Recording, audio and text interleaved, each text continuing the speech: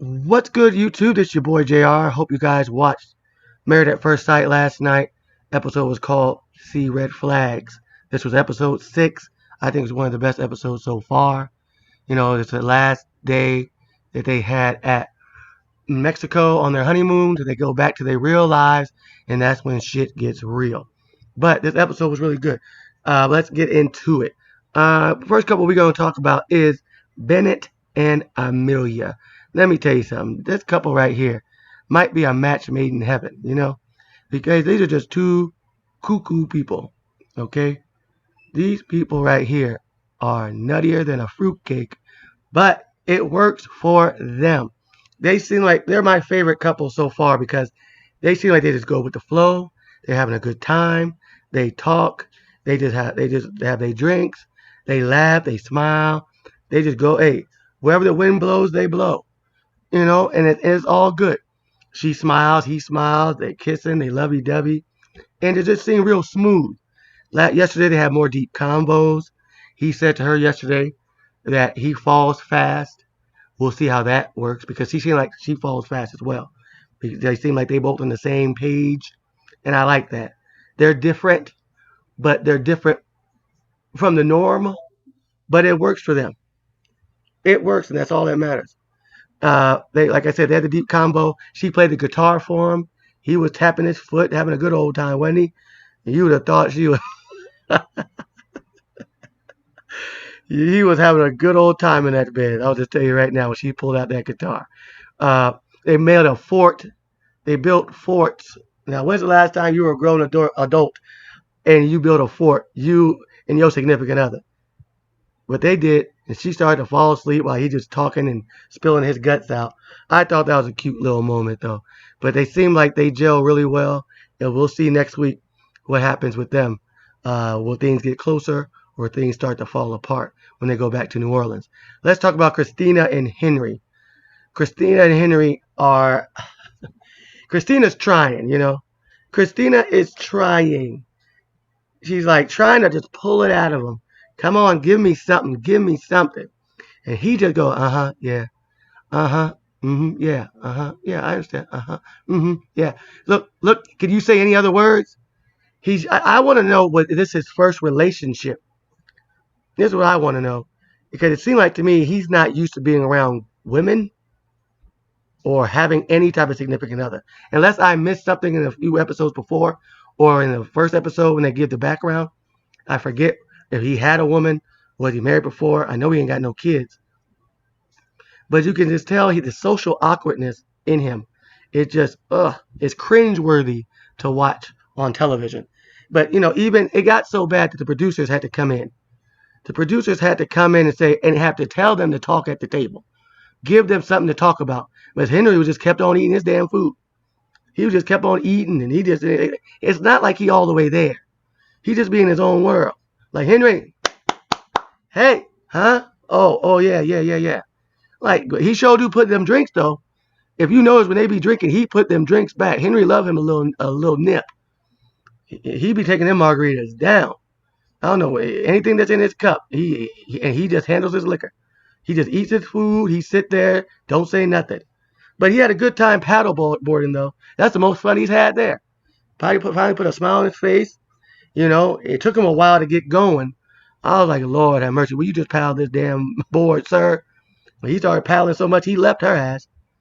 I don't know how this is going to work out. Because he's not there. He better get more assertive quick. Or she can be like, you know what? I'm through with this. I'm through with it. All right? But y'all leave in the comments what y'all think about Bennett and Amelia, Christina and Henry. Y'all let me know who y'all favorite couple is so far. Y'all let me know. All right? And I'll talk back. Y'all talk to me. I'll talk back. All right? That's how it goes. Now, let's get to Karen and Miles. I'm going to tell you, I said this in my last video. I haven't posted in a while. I only posted one video about the second episode. But from the beginning, I knew Karen wasn't going to like Miles. She said it before they got married. And you could see it on her face when he dropped this bomb on her. It took a strong man, but she don't think he's masculine enough.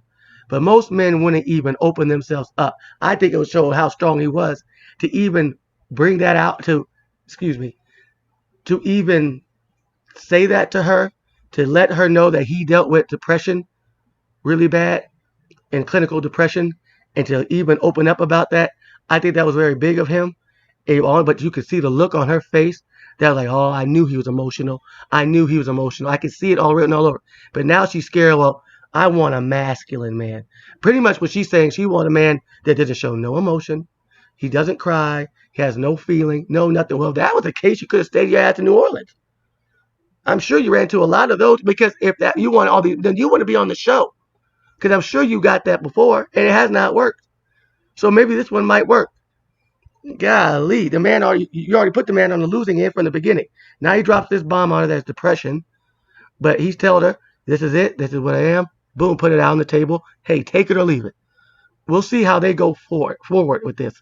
But even at the end, when he brought up uh like intimacy, when they going when we gonna get it on, when how long it's gonna take. Well, I take things very slow and see, I just think sometimes she's just saying that. She's gonna say that to the end of the damn show. She gonna find a way out. Watch. And they showed a little preview to the next week. She gonna find it out.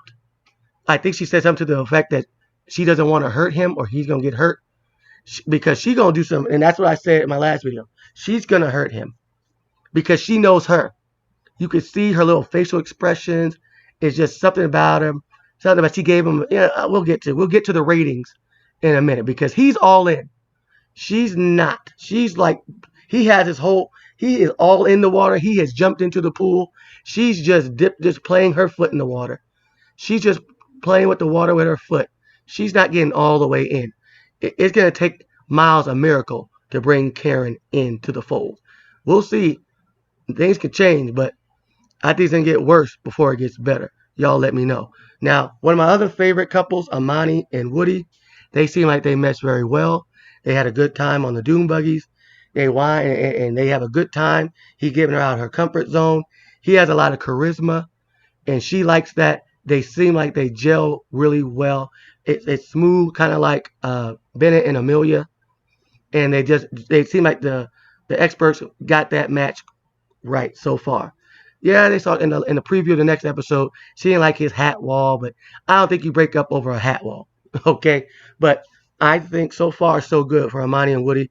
You saw at the end that he wined and dined her, with the rose petals, with the trying to set the mood, brother trying to set that mood.